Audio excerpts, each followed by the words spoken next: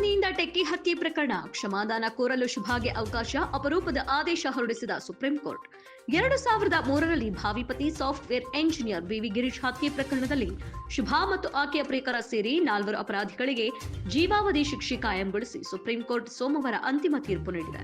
ಕರ್ನಾಟಕ ಹೈಕೋರ್ಟ್ನ ಆದೇಶವನ್ನ ಎತ್ತಿ ಹಿಡಿದ ನ್ಯಾಯಮೂರ್ತಿ ಎಂಎಂ ಸುಂದರೇಶ್ ಮತ್ತು ಅರವಿಂದ್ ಕುಮಾರ್ ಅವರ ದ್ವಿಸದಸ್ಯ ಪೀಠ ಅಪರಾಧಿಗಳು ಸಲ್ಲಿಸಿದ ವಿಶೇಷ ಮೇಲ್ಮನವಿಯನ್ನ ವಜಾಗೊಳಿಸಿದೆ. ಪ್ರಕರಣ ಸಂಬಂಧ ತಮಗೆ ಜೀವಾವಧಿ ಶಿಕ್ಷೆ ವಿಧಿಸಿ 2010ರಲ್ಲಿ ಅಧೀನ ನ್ಯಾಯಾಲಯ ಮತ್ತು 2011ರಲ್ಲಿ ಹೈಕೋರ್ಟ್ ಹೊರಡಿಸಿದ್ದ ತೀರ್ಪು ರದ್ದುಪಡಿಸಬೇಕು ಮತ್ತು ತಮ್ಮನ್ನು ಖುಲಾಸೆಗೊಳಿಸಬೇಕು ಎಂದು ಕೋರಿ ಆರೋಪಿಗಳಾದ ಡಿ ಅರುಣ್ ವರ್ಮಾ, ಎ ವೆಂಕಟೇಶ್, ದಿನೇಶ್ ಮತ್ತು ಶುಭಾ ಸುಪ್ರೀಂ ಕೋರ್ಟ್ಗೆ ಕ್ರಿಮಿನಲ್ ಮೇಲ್ಮನವಿ ಸಲ್ಲಿಸಿದ್ರು.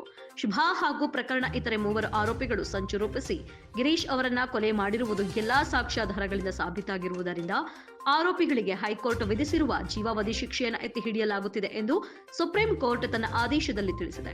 ಶುಭಾ ತನ್ನ ಕಾಲೇಜು ಗೆಳೆಯ ಮತ್ತು ಇತರ 2 ಸೇರಿ ಕೊಲೆಗೆ ಸಂಚು ಮಾಡಿದ್ದಳು. ಅಪರಾಧಕ್ಕೆ ಕಾರಣವಾದ ಭಾವನಾತ್ಮಕ ಮತ್ತು ಸಾಮಾಜಿಕ ಮೌಲ್ಯದ ಕುಸಿತದ ಬಗ್ಗೆ ಪೀಠವು ತೀವ್ರ ಕಳವಳ ವ್ಯಕ್ತಪಡಿಸಿತು.